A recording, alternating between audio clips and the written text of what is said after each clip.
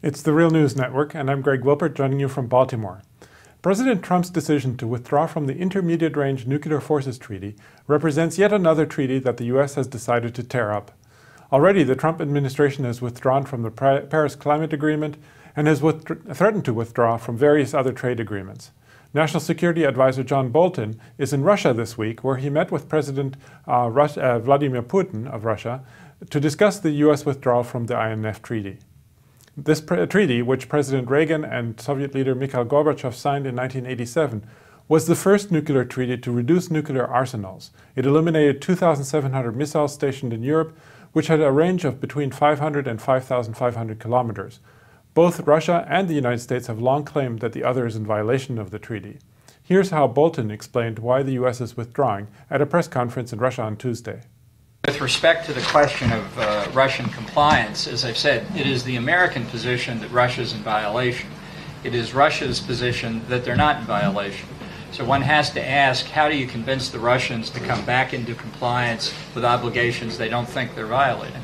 Well, the problem is there are Russian INF violative missiles in Europe now. The threat is not American withdrawal from the INF treaty. The threat are the Russian missiles. The threat is the Russian missiles already deployed. Joining me now to discuss the significance of the U.S. withdrawal from the INF treaty is Peter Kuznick. Peter is professor of history and director of the Nuclear Studies Institute at American University in Washington, D.C. Also, he's the co-author of the book The Untold History of the United States, together with Oliver Stone. Thanks for joining us again, Peter.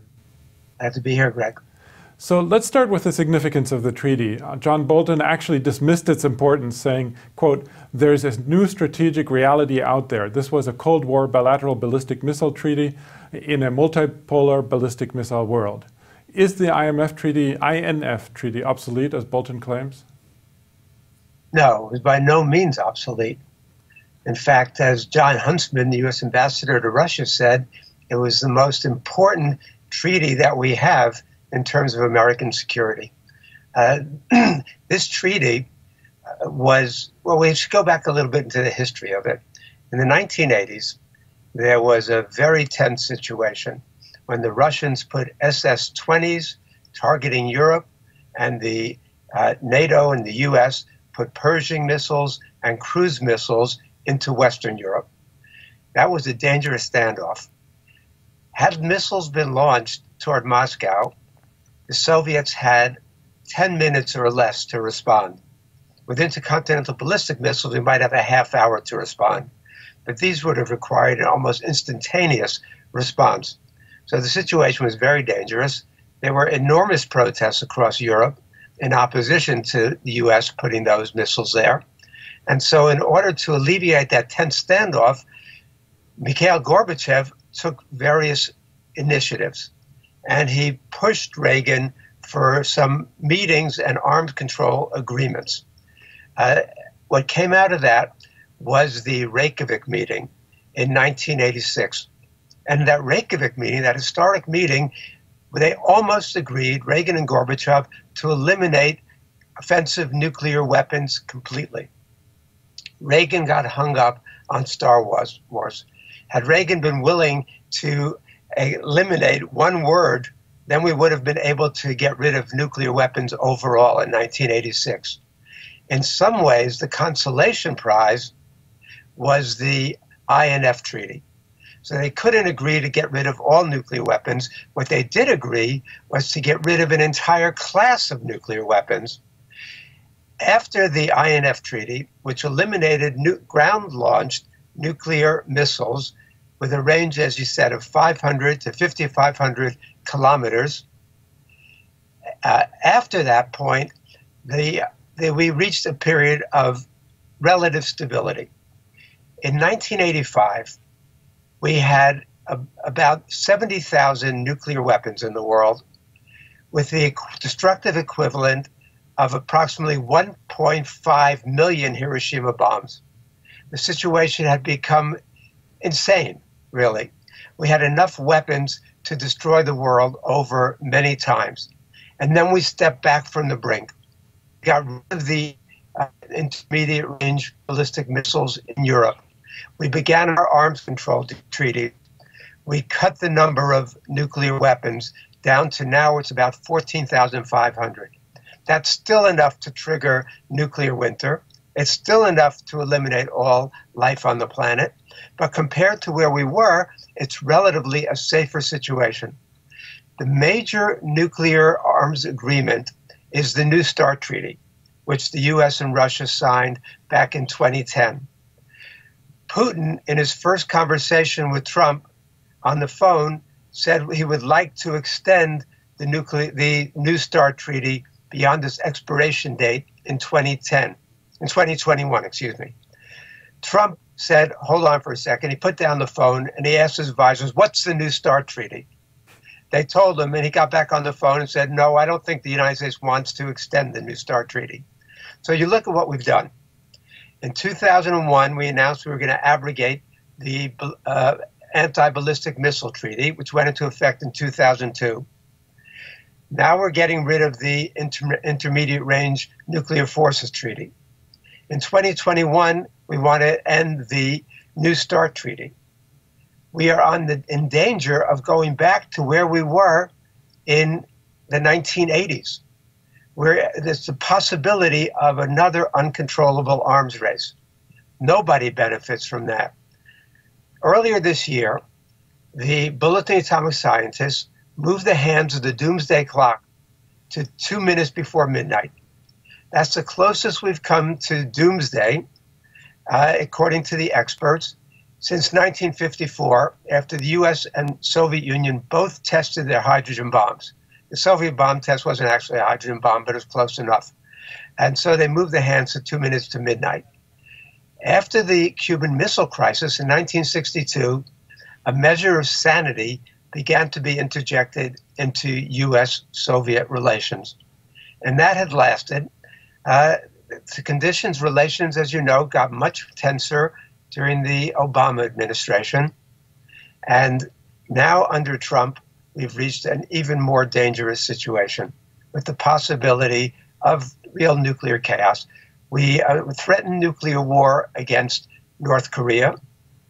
We abrogated the Iran nuclear deal. The U.S. withdrew from that, which was very much in America's interest, very much in the world's interest. And beginning November 4th, we're threatening any country that continues to buy oil from Iran and have economic relations with Iran with heavy United States sanctions. The Europeans were already very, very upset about U.S. policy because of the Iran deal and because of U.S. tariffs and trade war against Europe. And now with this, we've even gone further. So maybe the British and the Poles are pleased with this decision, but certainly the Germans and most of the Europeans, our NATO partners, are very unhappy about this. I just want to turn now to the present situation, that is with regard to the issue of the INF treaties violation, which is the argument that Trump and Bolton have been using. As I said earlier, each side has accused the other of violating it. Already in the Obama administration, that accusation was levied, but before that already each side had accused each other. What's the history of the claims with regard to violations, and what do you think is happening in that regard? The United States has accused the Russians of testing and deploying a Tomahawk cruise missile that we say has a range of more than 500 kilometers. The Russians say it does not have a range of 500 kilometers, that it's a lower range. The United States is basing this on highly classified information. There is no transparency. The basis for their allegations have not been released. And the Russians have not done anything to convince the world that it is not over the 500-kilometer level. They have done that apparently in response to the U.S. deploying ballistic missile defense. The Russians allege that our missile defense has an offensive capability and within the range of 500 to 5,500 kilometers. So both sides are making allegations against each other. However, the important thing is that the U.S. had decided to do this based on the urging largely of John Bolton. So Bolton became National Security Advisor in July of this year. He brought in Tim Morrison, another super hawk onto the National Security Council. He had formerly been with the House Armed Services Committee. And between the two of them, they took the initiative on arms control away from the State Department and really away from most of the Defense Department. And they are the ones who have engineered this effort. Now, Bolton has never found a treaty that he likes. Bolton had pushed the United States to get rid of the ABM Treaty in 2001. He opposes extension of the New START Treaty. And in 2011, before the United States made any allegations about Russian violations of the INF Treaty, Bolton was already urging the United States to get out of the INF Treaty. So the other factor that they claim is that China is not part of this treaty. Right. The U.S. and Russia have 93% of the world's nuclear weapons. China has a very small arsenal. China has a total of 280 nuclear weapons now.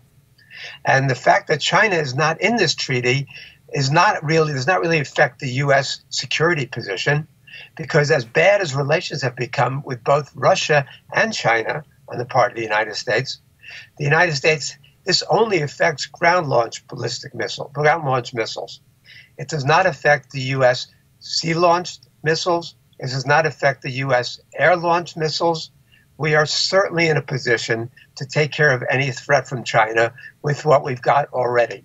But the danger, as you know, is that all sides, every nuclear power, all 9 of them, are modernizing their nuclear arsenals as quickly as possible. This we lay at Obama's doorstep. It was Obama who agreed to a $1 trillion modernization of every aspect of America's nuclear arsenal. We know that officially now they say it's $1.2 trillion, but the real estimate is $1.7 trillion, and that is to make America's nuclear weapons more usable.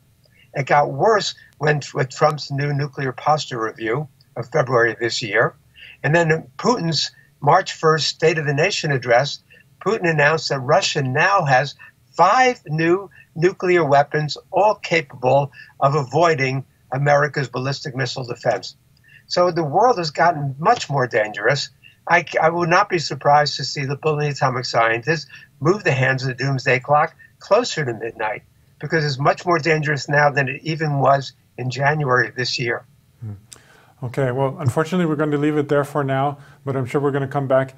I'm speaking to Peter Kuznick, Professor of History and Director of the Nuclear Studies Institute at American University. Thanks again, Peter, for having joined us today. Thank you, Greg. And thank you for joining the Real News Network.